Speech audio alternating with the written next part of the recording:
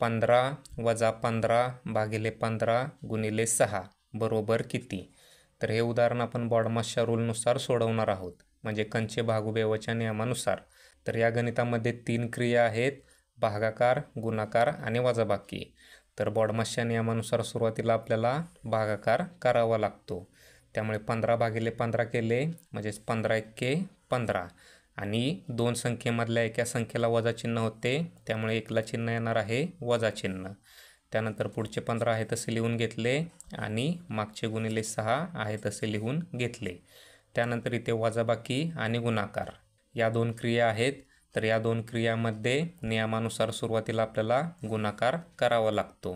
त्यामुळे इथे गुणाकार केला तर 6 एक्के 6 होईल आणि दोन संख्यांमधल्या एका संख्येला वजा चिन्ह होते, त्यामुळे गुणाकाराच्या उत्तराला सुद्धा वजा चिन्ह येणार आहे.